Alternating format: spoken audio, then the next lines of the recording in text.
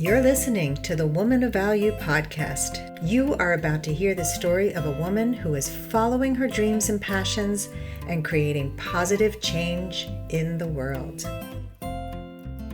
My guest today is LiYana Silver. I love this woman. She works with success-minded women who have lost or buried parts of themselves in the hustle of work, love, and life. Women who want those parts back totally relate to this. LiYana's mentoring and teaching supports women to feel confident in their leadership, clear about their value, comfortable in their own skin, and actually able to enjoy their accomplishments. What a lovely mission you have, LiYana. Thank you. So glad to be here. I first met you many years ago. Well, sort of met you, but you came on my radar and I so resonated with your work. You were on a summit and you had a program available called The Man Whisperer, and I ordered it and listened to it, and I was totally addicted to the way you teach. This was a program about how to understand men, and it really kind of just opened up my eyes to so many things that I had misunderstood about men and myself. And you're a very gentle, compassionate teacher. And I love watching how you've evolved and grown. And when your book came out, The Feminine Genius, which I have a copy of right here, I had to get a copy because it really aligns with my message of the wisdom of women, women's empowerment, helping women be all they can be. So tell us, what is a woman of value to you? To me, it's completely, first and foremost, inner sourced from inside the woman, that she is deeply rooted in contact with her value. And I know I kind of just defined a term by using the term, but I think we often are encouraged to measure our value based on how we look and on our successes, or, are we climbing up the career path we want to be climbing up? And that external measuring is poison. And I think that, so to me, what makes a woman valuable is for her to, I think what can happen is sometimes she finds it by looking in the least likely place, in the place that is really uncomfortable, or a place of doubt, or a place that she just wishes no one would ever see, and to instead of looking away, lean in. And in that process, which is probably the most brave process we can do as human beings, something emerges which cannot be taken from you and kind of never leaves. And it is a sense of your wholeness and core goodness and value. Mm. That's a beautiful description, and so rare that people are willing to look in those dark places, to go to some place that makes them feel sad or angry. Anger is something we stay away from. And women in my industry, both as a women's empowerment coach and also as a dating and relationship coach, I hear the word flawed a lot. I just got off a call with my coaching group, and one of the women said, in spite of my flaws, I am a lovable person or something. And I wanted her to see that the word flaw is flawed. Right. And that it's in those wounds, in those deep wounded places, that our greatest gifts are. And I know that you've gone to the darker places. You talk about it in your book, to a really dark place. Let's talk about that for a moment, because we're here. Yeah, let's go there. So tell us, what happened and how did you work your way through that? Well, let's see. Goodness. So the circumstances in my life were that there was, physically, I had a very complicated labor and birth process, and had an unwanted emergency C-section. It's the only operation I've ever had. And then started being a new mom from that place of serious surgery. I mean, people come through it all the time, but it's impactful for the body. So I was incredibly weakened, and then, didn't sleep for more than 2 or 3 hours at a time for the next 9 months.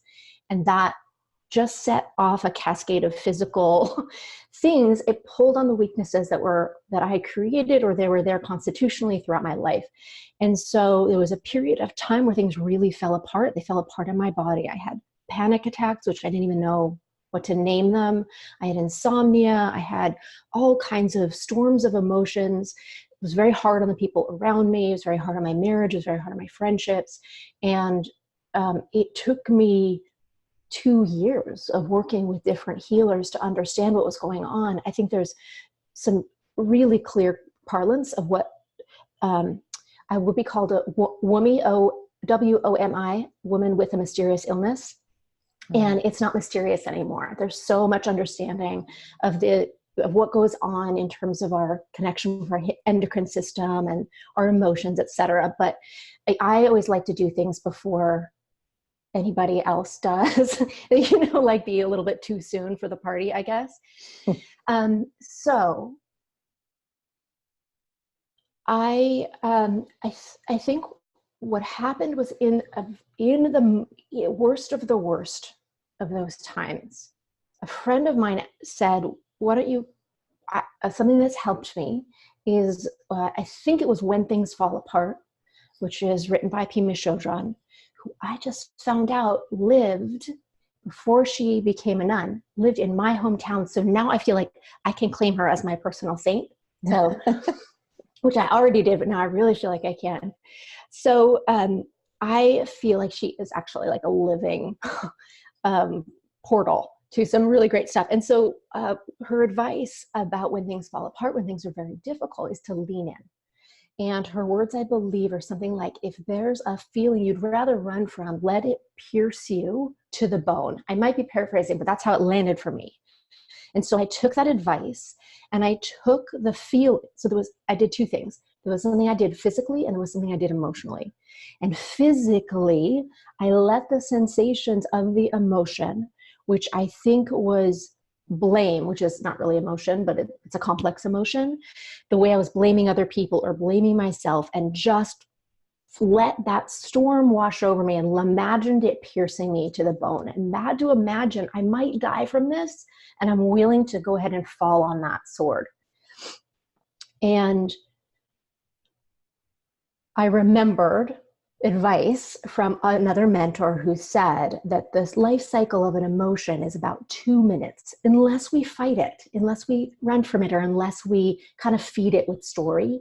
And so I was like, okay, let me just see if I can stay alive for these 2 minutes. And it had a life cycle. It had a completion. There was a moment where I could come up and breathe, and something absolutely had completed. And then there was availability for me to say,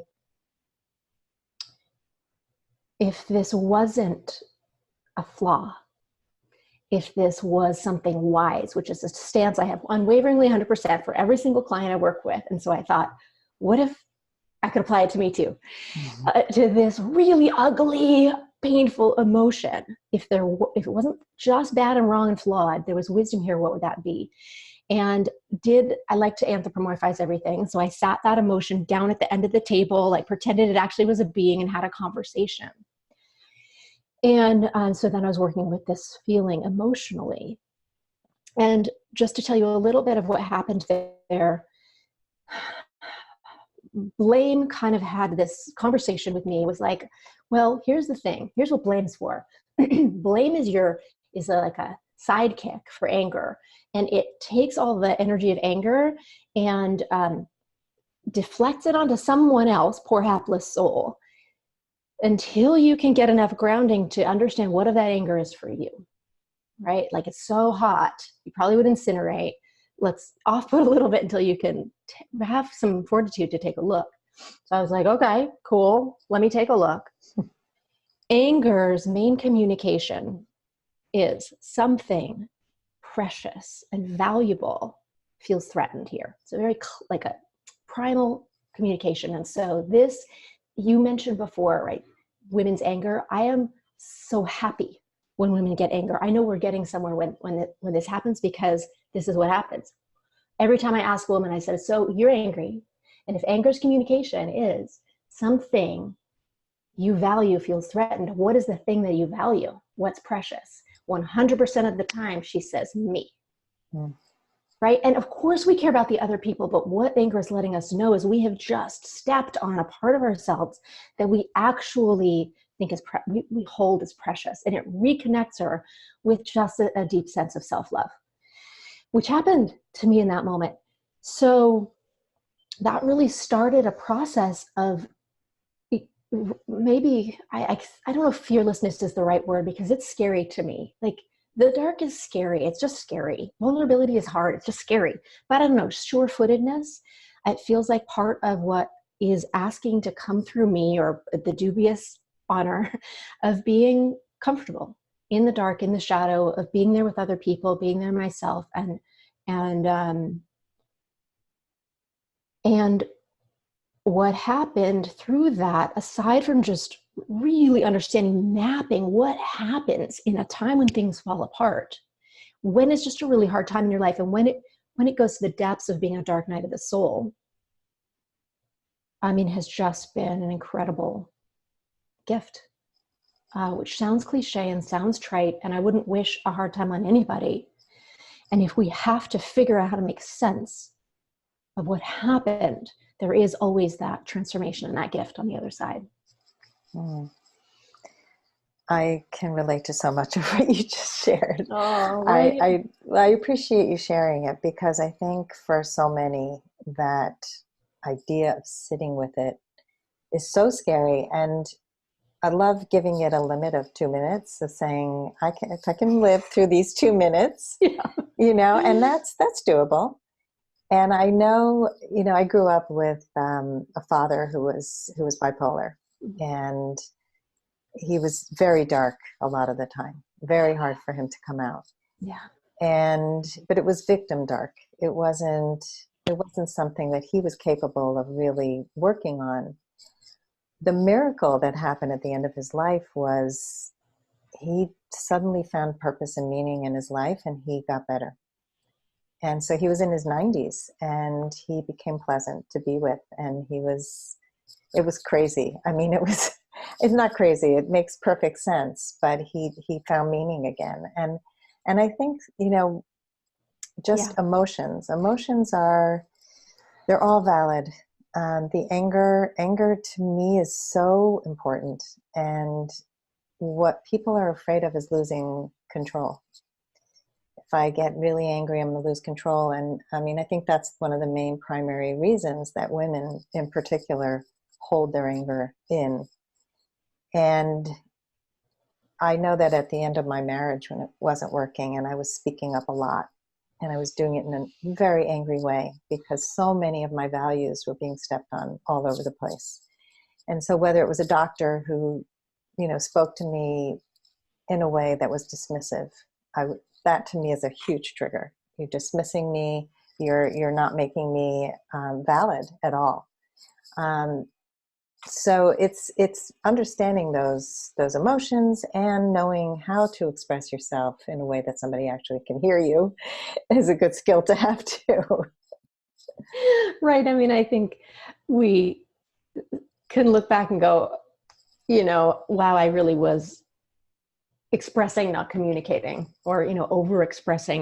It always is good to have refinement about how we communicate with our fellow human beings. Yeah, but it's okay to get messy. And I tell my clients this too, like, when you're learning to express yourself, it's okay if it comes out sideways and sloppy, because you're starting a process and it's not going to be perfect, which I know you talk a lot about, that perfection thing. And I think that for a lot of people, perfection stops them. Why do you have such a passion about helping women who are perfectionists to really have more self-compassion and to really, transform? So why I care is that it feels to me that there is a loss, a huge loss, when women are so distracted and fixated on living up to an ideal or being perfect.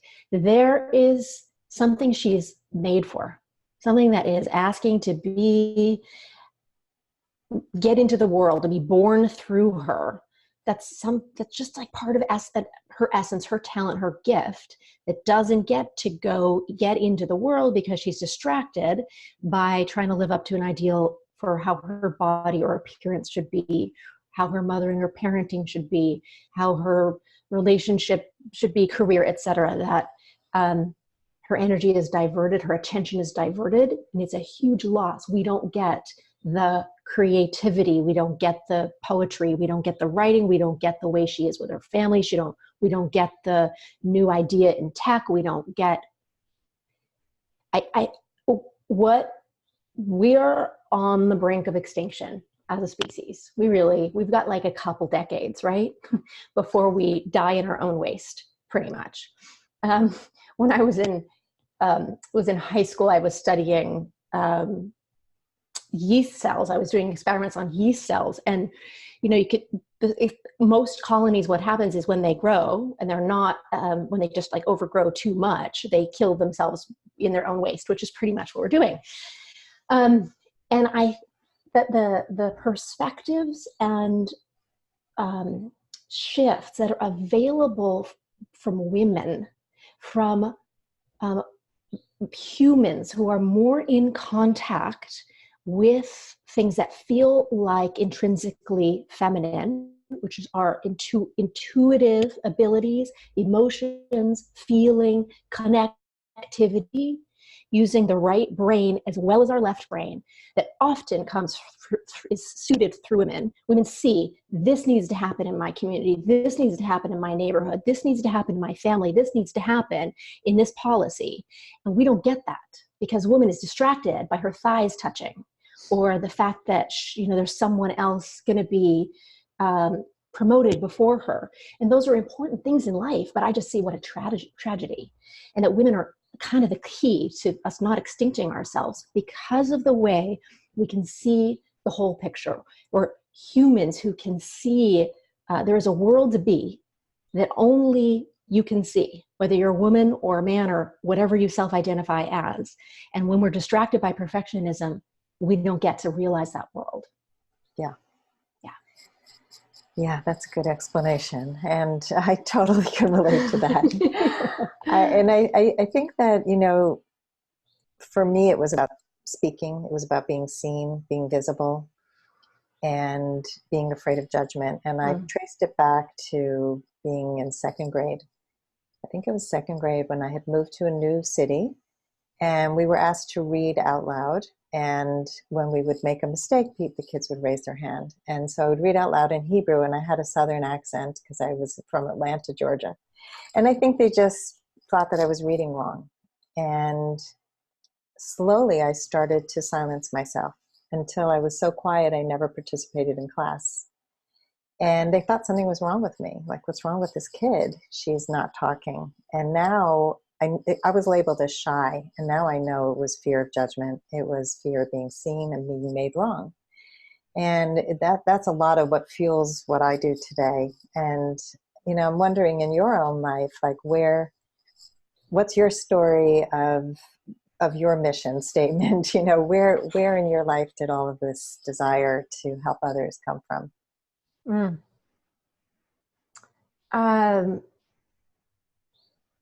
Goodness. Well, I really feel there was a moment in one of my kind of master level coaching training programs. We were learning some really useful things about where core beliefs come from and how we can actually shift them in a lasting way. So we don't have to keep tabs on trying to be different. We don't have to put a bow tie around our finger. We don't have to write Post-its. We don't have to remind ourselves to be different. We just are. And I was talking about a belief, a feeling in myself of just feeling like being at war with myself. That there were parts of me, and I could name a few of them. There might be more that we come across, but just to give you a sense, I studied to be a dancer from when I was about 13 years old, seriously, and I had a career for 10 years as a professional dancer. And there was a certain point in there where I developed an eating disorder, which is like an extreme form of control, trying to have control over my body.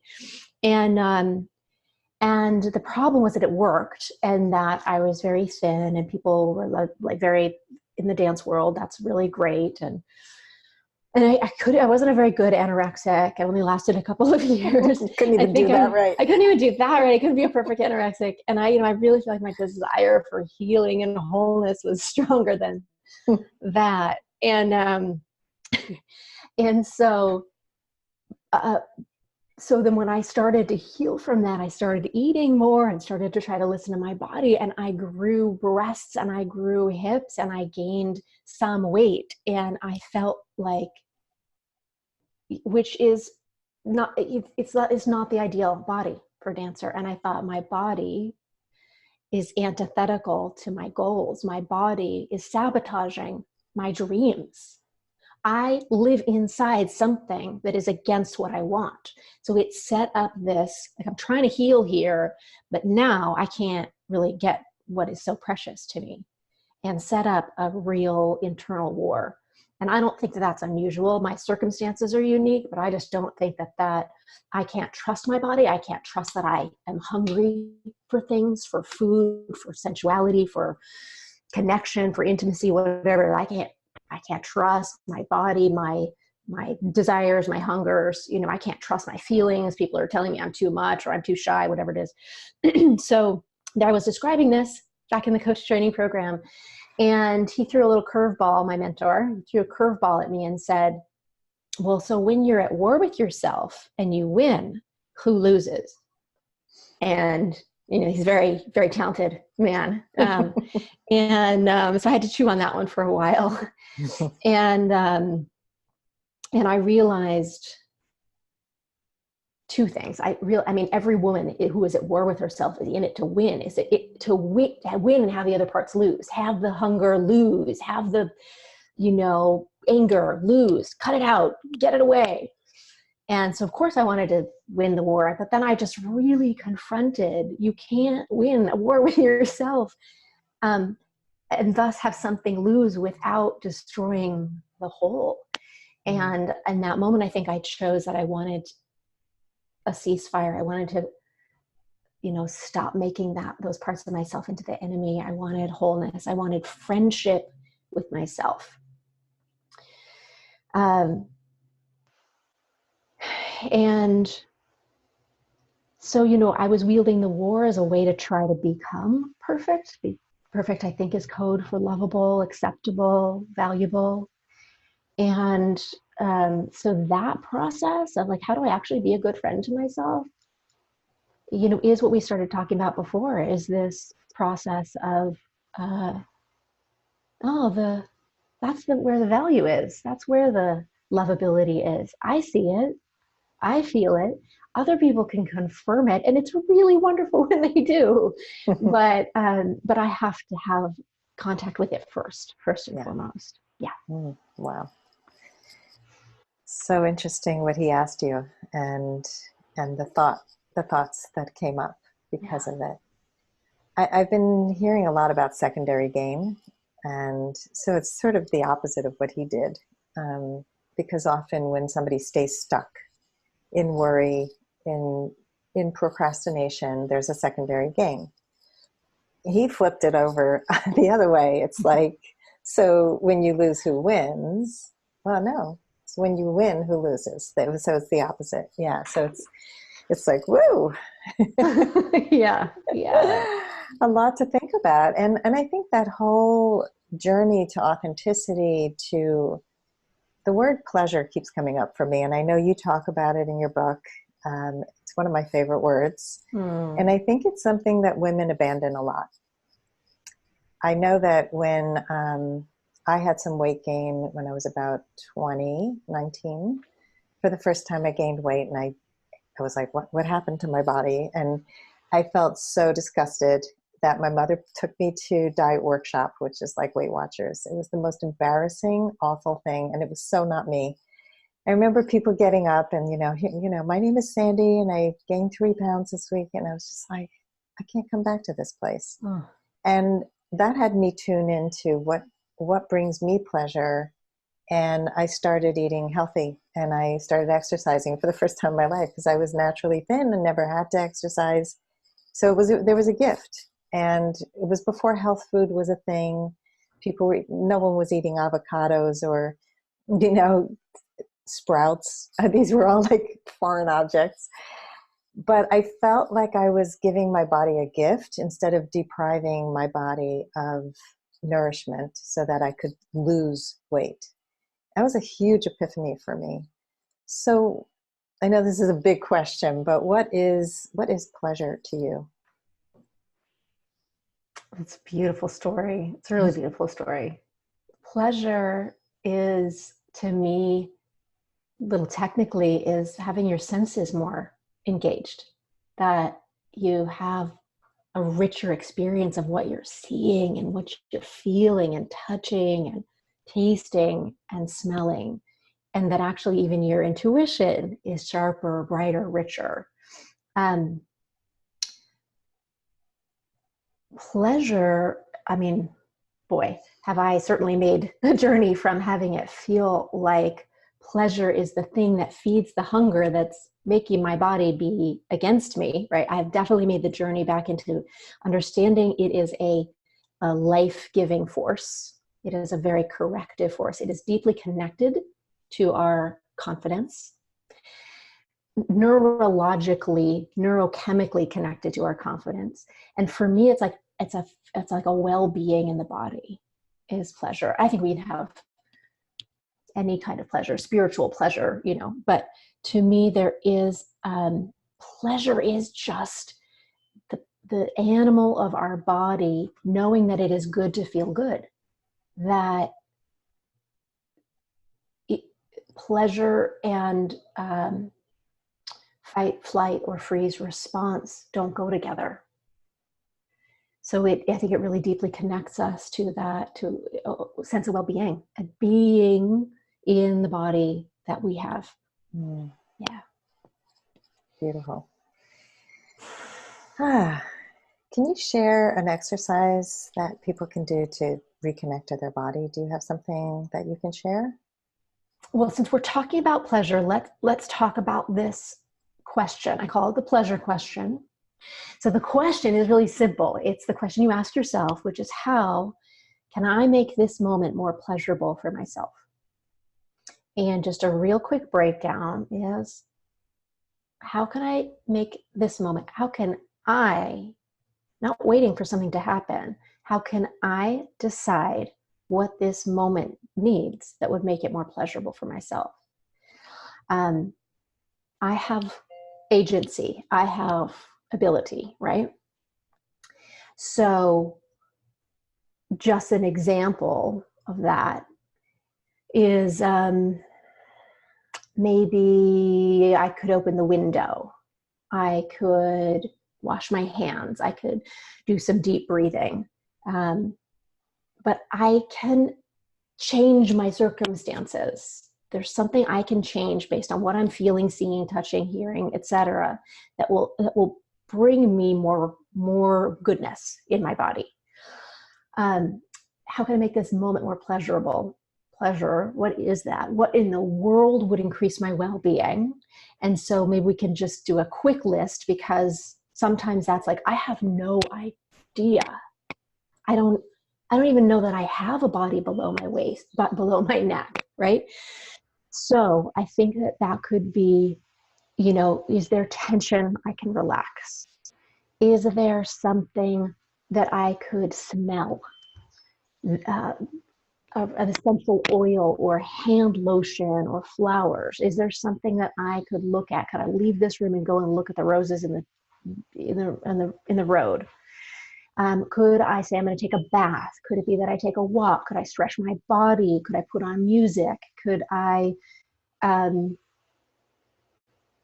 put on bright lipstick? So I think these can be micro, small pleasures. And then the last part of that question, how can I make this moment more pleasurable for myself, rather than like, oh, I can make this moment more pleasurable if I put on a pretty dress for the people who are coming over. If that is pleasurable for you and your body, great. If you're worrying about somebody else's experience, let's hold that for a different time. But really, what is for yourself, really what's going to change your state? So what I suggest for, if you're drawing a blank, like what is pleasure, even though I love that word, or, like what is it? If there's anything from what we just said, write it down, grab it, keep a list of what other people find pleasurable and see which ones might be pleasurable for yourself, right? Like grab a menu, make a menu, and do some research for yourself.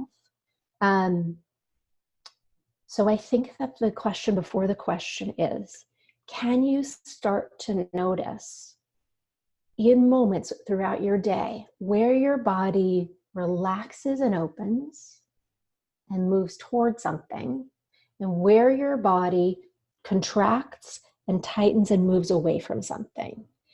And that the things that contribute to you relaxing and opening and even moving towards something are probably good for your body, and they probably contain pleasure for you. Now, for example, it might be when you see a puppy, your whole body relaxes and you just feel wonderful and you want to go and like scoop the puppy up and let it lick your face. And for somebody else, they'd be like, I'm allergic to dog hair, right? They're going to get a no. That's not pleasurable for them.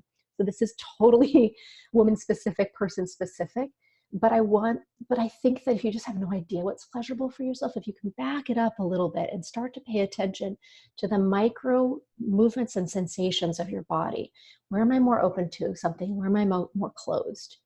And that information of where we want to go towards something or relaxes us is precious information.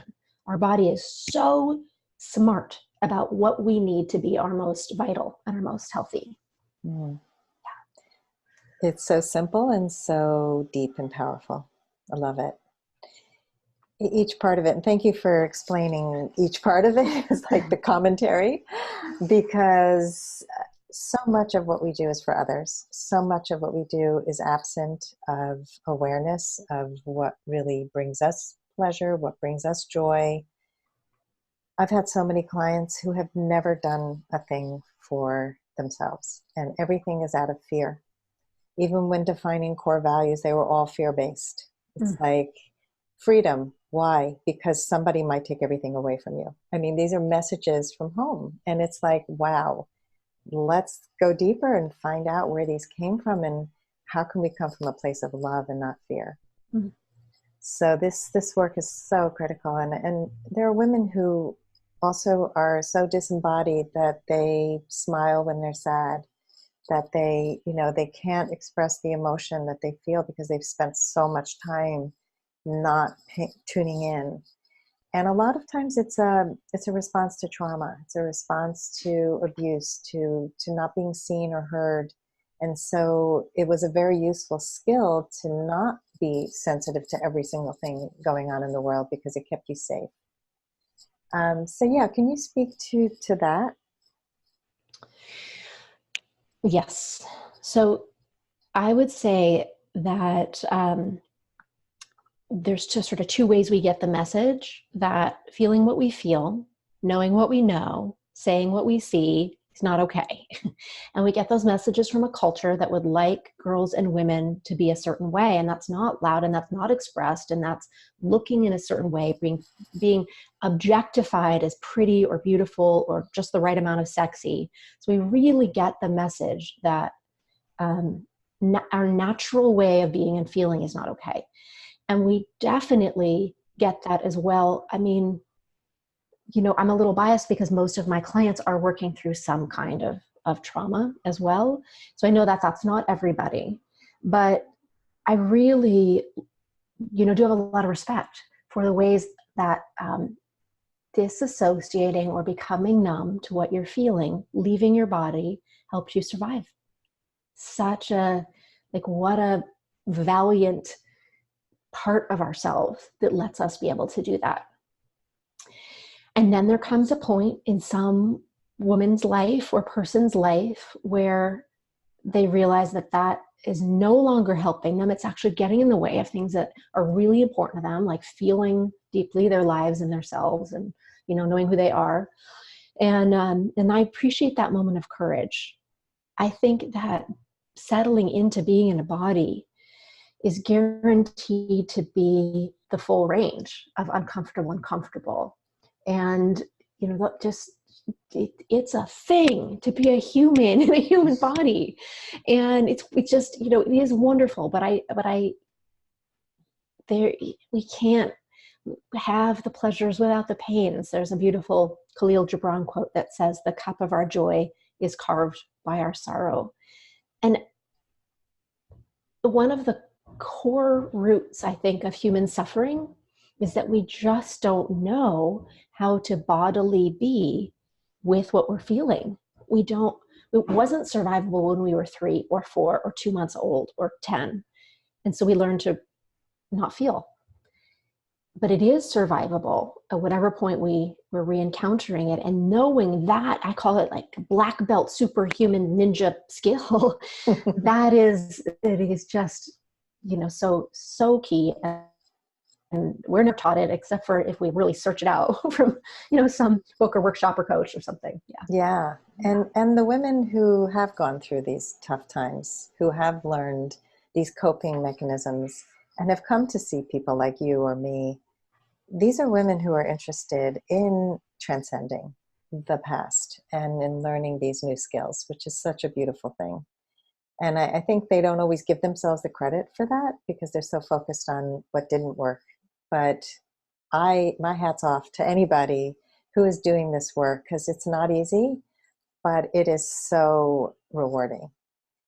So rewarding. Yes, I heard this statistic. I might be getting the numbers slightly wrong. They said that a woman needs to feel 95% qualified before applying for a position or job, and a man needs to feel 50% qualified to apply for a job.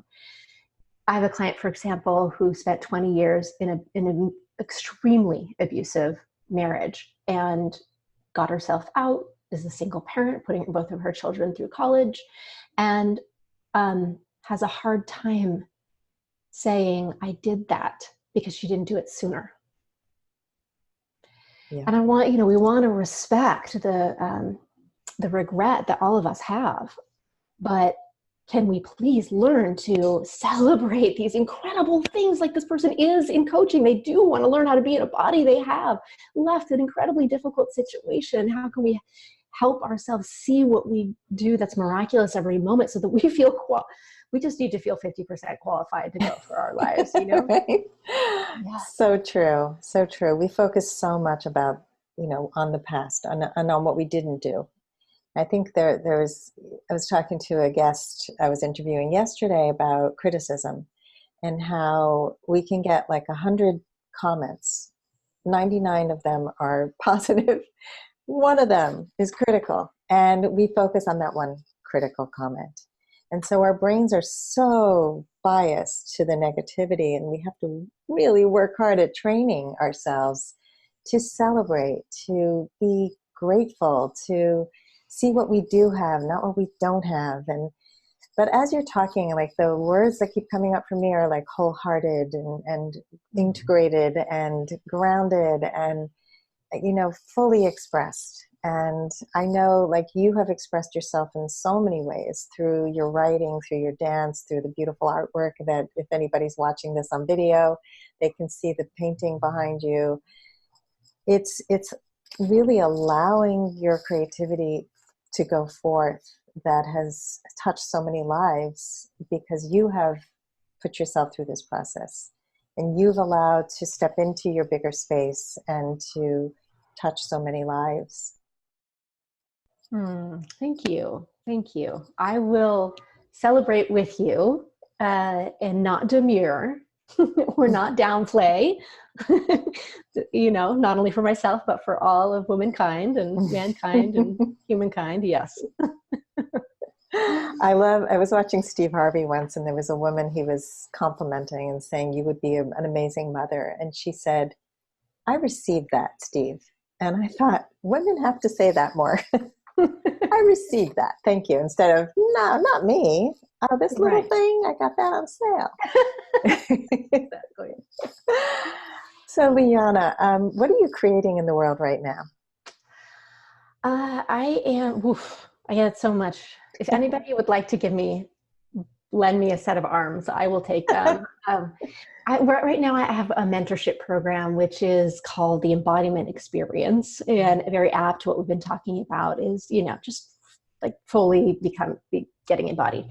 And it's just the amount of change and transformation that women go through in the program. I took a break to write my book, so it's coming back after a couple years hiatus, and it's just really moving to be. It's a long program at 6 months. We do a lot of deep work privately. We do a lot of group work and have a retreat, so they're in person, actual bodies with other bodies, which sometimes feels strange in the online world. So that's coming up for me.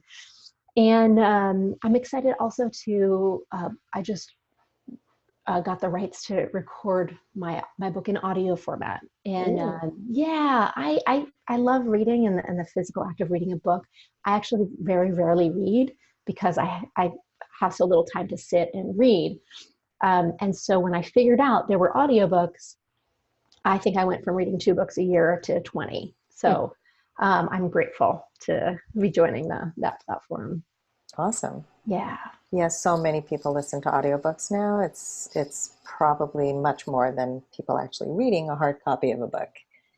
So that's going to touch a lot more lives. Yeah. And people also learn differently. So it's a great addition. And so the future is the audiobook. Any other dreams that you have for yourself and for others? Well, I'll say this publicly. I haven't said it to accept, but I do have a book number 2, which it'll take a long time, books are slow moving creatures, I think. But it is on the topic. The working title is Mining for Gold in the Dark Night of the Soul, which is a chapter in my current book. And just to really try to do that justice. So that, I think, is a needed and useful thing to have in the world. I feel that we're in an interesting time where what people are resonating with is a level of vulnerability and sharing personal story, rather than learning from a bit of an ivory tower expert. And so I just, appreciate I think there is a powerful transmission that happens when we remove the barrier between us as human beings and can share from a vulnerable place. So talk about things that are hard to talk about. Yeah.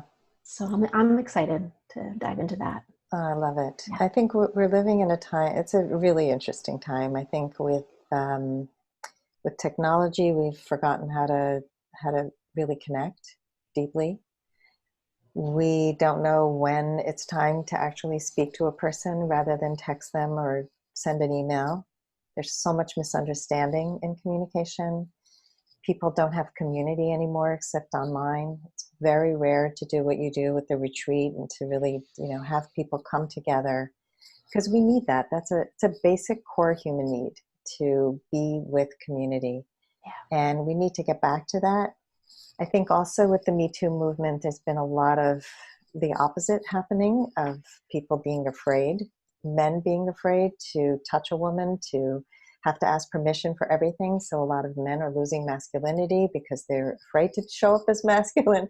Women are taking on masculine traits and trying to take over the world, which is wonderful to take over the world. But in romantic relationships, we're losing the softness and the grace and the femininity and surrender, which is a big topic I love talking about, letting go of control. And it's all just getting back to the core of who we are. It's stop trying to be something you're not and subscribe to something that feels right for somebody else. to be human. It's Mm. it's a complicated process. It's a complicated process.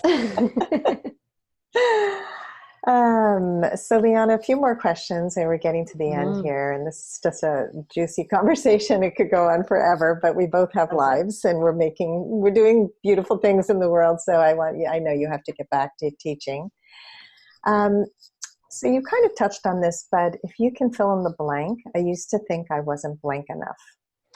Well, the first word that comes up is thin, but that's lovable, valuable. Right? Not lovable or valuable enough. Yeah. I think most of us struggle with that. Yeah. And what was the number one thing holding you back from becoming a woman of value? I would say it's an attitude of internal war. The word self-love is a great word. We don't really know what it means. Like, how do I do that? And I heard a definition from a therapist named Terrence Real. He said, self-love is having unconditional, positive, warm regard for yourself despite shortcomings, despite your shortcomings. It's like being a good friend to yourself, right? And that's it. If I could break it down that simply. So it is developing that sweet friendship with myself. Yeah. Beautiful. I think of self-compassion. I think people are just so mean to themselves. Yeah. It's like, really, would you say that to a friend? I don't think so. And you've also touched on the mistakes that you made in the past or things that you've learned from. And if you can add anything to that, if there's a specific mistake that you made that taught you an important life lesson other than what we've spoken about.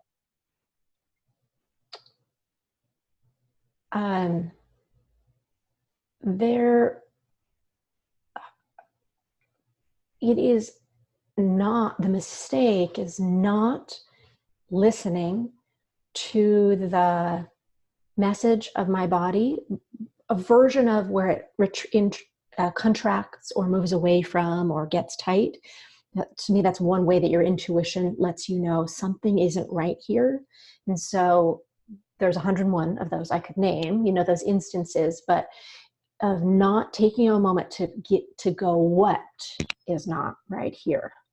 Let me slow this down. Let me see what is it that's going on here. What do I need to say or speak up for or ask for or notice?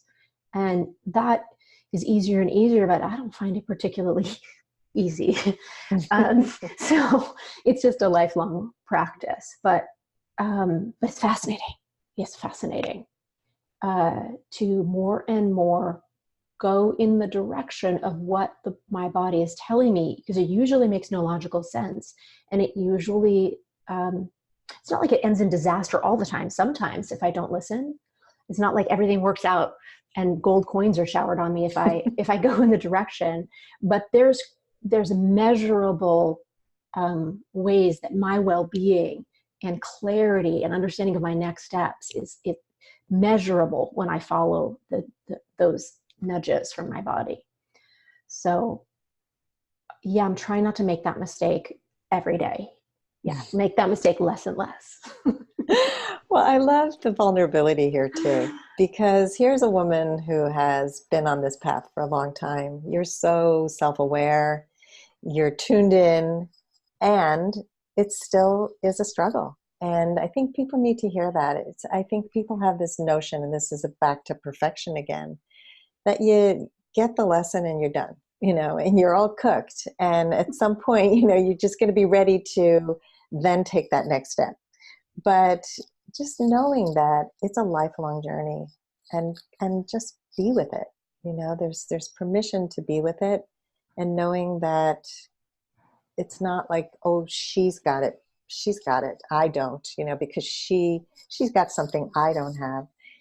Here's LiYana, she's still struggling, I'm still struggling, we're all still struggling, we're human beings. It's part of the process.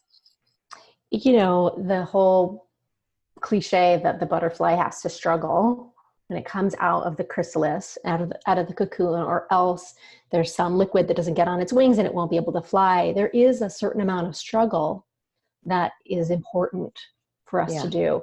We don't want to make things harder for ourselves than they have to, but there is a amount of struggle that is good. That's Yeah. good for us. Yeah.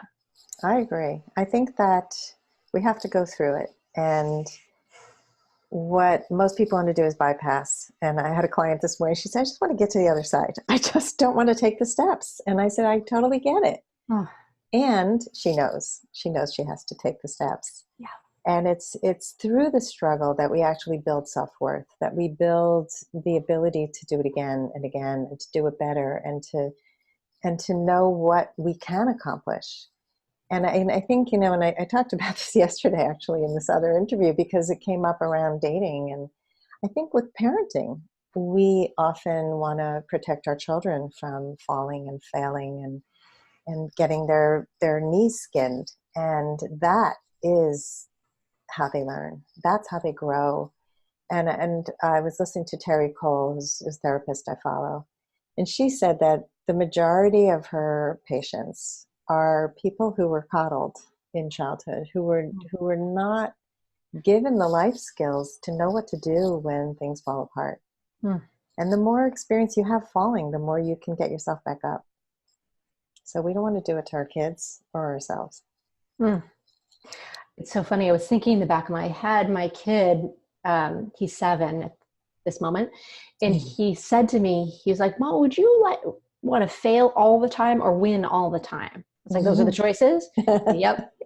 And he said, well, I would choose to fail all the time because you learn something when you fail. And then if you're always focused on winning, you just think about the winning, and then you don't get to actually play in this way that's really exciting. And wow, what a wise boy. Yeah. So,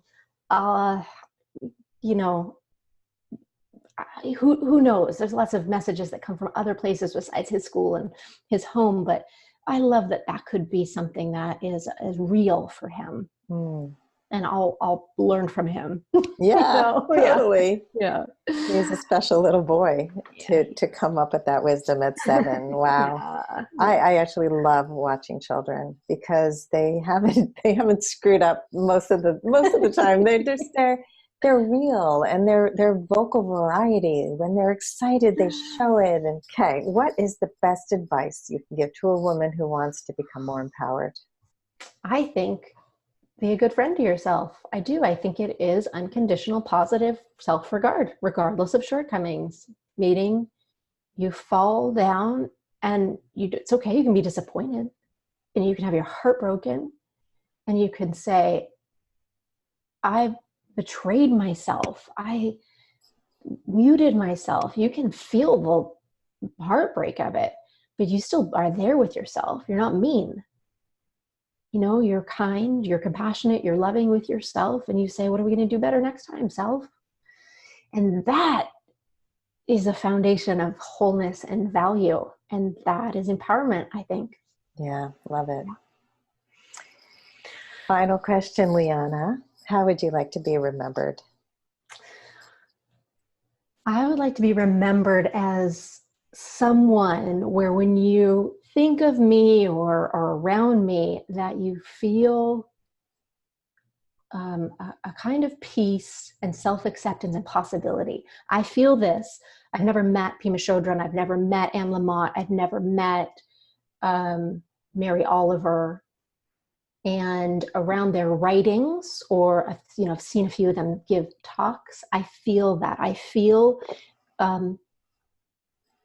that my humanity is welcome. Something in me deeply relaxes, and I feel like there's just possibility. So that would be what I would aspire to be, that being, and that transmits through whatever I do, and that's how I'm remembered. Well, you are that. I know that you are that to me and to many, many others. And I love this conversation. I love the work you're doing. I just think you bring so much value to the world. And I thank you. Thank you. Thank you. I received that, Sandy.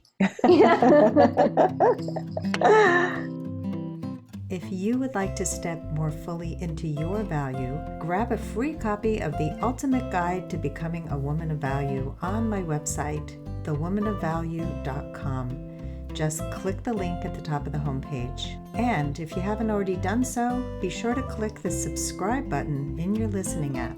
And if there's something in this episode that inspired you, please share it with others, because the more we share these inspirational stories, the more women of value we will have in this world.